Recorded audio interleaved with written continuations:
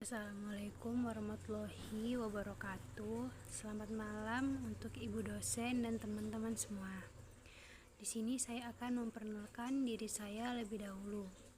Nama saya Putri Nirwana Saragih dari kelas Biologi 1 Stambuk 2021 dengan NIM 0704213075. Adapun tujuan saya membuat video ini untuk menyelesaikan tugas UTS saya,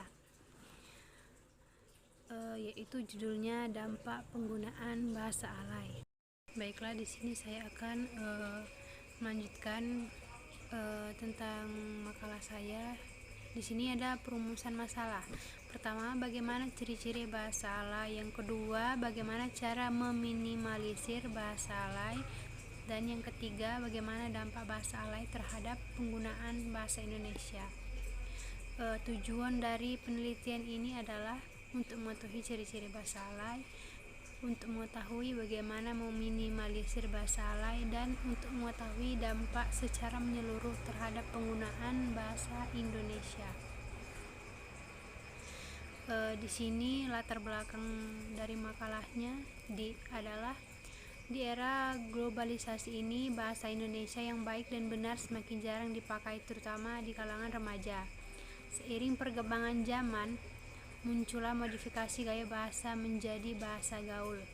Hal ini dipengaruhi juga oleh semakin berkembangnya teknologi, terutama berkembangnya situs jejaring sosial seperti Facebook dan Twitter.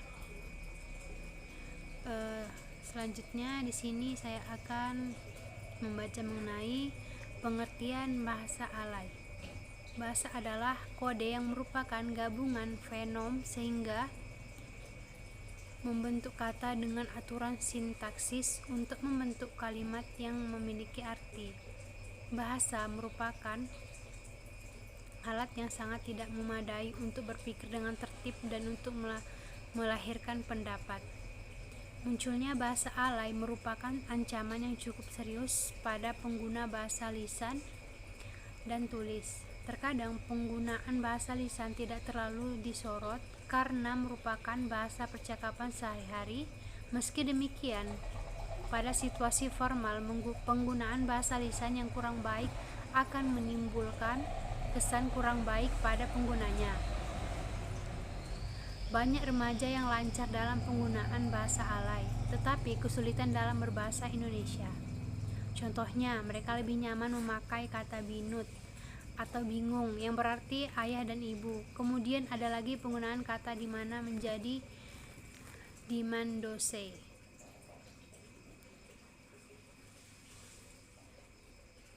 Istilah alay hadir setelah di Facebook semakin marak penggunaan bahasa tulis yang tak sesuai kaidah bahasa Indonesia oleh para remaja. Hingga kini belum ada definisi yang pasti tentang istilah ini, namun bahasa ini kerap dipakai untuk menunjukkan bahasa tulis. B. Contoh penggunaan bahasa alay. Ini adalah gambaran tentang bahasa tulis yang sedang menjadi tren pada remaja Indonesia. 1. Menggunakan angka untuk mengaktifkan huruf. Contohnya, aku cinta kamu. 2. Kapitalisasi yang berantakan. Contohnya, dia di sini pakai I besar, H besar, terus di sini ada K kecil, A besar, M kecil, O besar, dan E besar. Nah, di sini dia sudah dilihat kalau di situ tidak pas dengan penggunaan huruf tulisan bahasa Indonesia yang baik dan benar. Penggunaan bahasa alay dapat mempersulit penggunanya untuk berbahasa Indonesia dengan baik dan benar. Padahal di sekolah atau di tempat kerja, kita diharuskan untuk selalu menggunakan bahasa Indonesia yang baik dan benar. C. Penggunaan bahasa alay di jejaringan sosial. Pada masa sekarang, bahasa alay banyak digunakan oleh kaula muda. Meski kaula tua pun ada juga yang menggunakannya. Bahasa ini bersifat temporal dan rahasia. Maka timbullah kesan bahwa bahasa ini adalah bahasa rahasianya para pencoreng atau penjahat, padahal sebenarnya tidak demikian. Faktor kerahasiaan ini menyebabkan kosakata yang digunakan dalam bahasa alay seringkali berubah.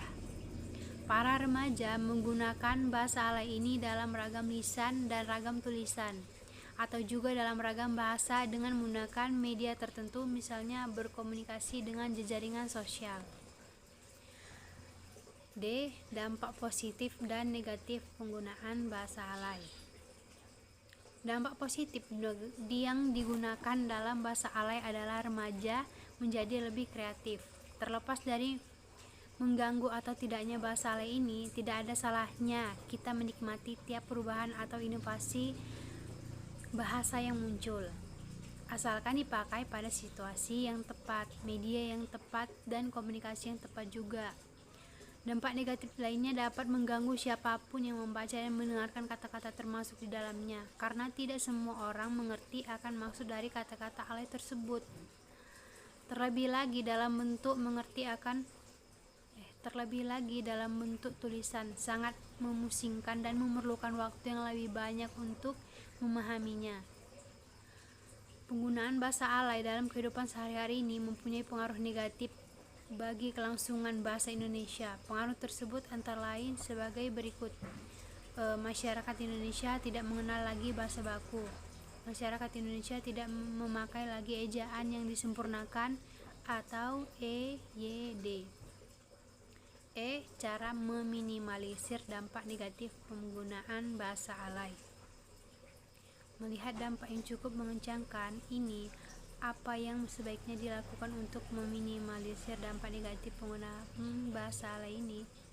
1. Sebaiknya guru-guru bahasa Indonesia di sekolah lebih menekankan lagi bagaimana cara penggunaan bahasa Indonesia yang baik dan benar menurut EYD. 2. Pada saat berkomunikasi, kita harus bisa membedakan dengan siapa kita berbicara pada situasi formal atau non-formal. Dengan ini, kita bisa menyeimbangkan penggunaan bahasa dengan baik agar bahasa alay tidak mendominasi kosakata yang kita miliki. Kesimpulan dari hasil makalah ini adalah bahasa menunjukkan bangsa. Pemakaian bahasa yang baik dan benar akan mencerminkan bangsa kita. Walaupun bahasa alay tidak menjadi bahasa yang menggantikan bahasa Indonesia, tetapi lebih baik penggunaan bahasa Indonesia ini dikurangi karena dilihat dari kenyataan saat ini bahasa alay membuat masyarakat Indonesia kian kehilangan ciri khas bahasa Indonesianya. Siapa lagi yang bangga dengan bahasa Indonesia jika bukan kita? Bahasa alay mempunyai dampak positif dan negatif.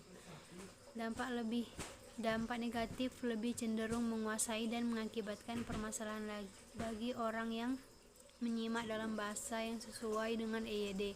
Maka dari itu sebaiknya kita mencegah dengan cara meminimalisir bahasa alay yang digunakan dalam kehidupan sehari-hari. Apabila kegemaran menggunakan bahasa alay ini berlangsung lama dan dicintai, resmilah kita mengubur semangat Sumpah Pemuda Berbahasa Satu Bahasa Indonesia. Sekian dari hasil presentasi saya mengenai judul dampak bahasa alay. Saya sudahi dengan wassalamualaikum warahmatullahi wabarakatuh.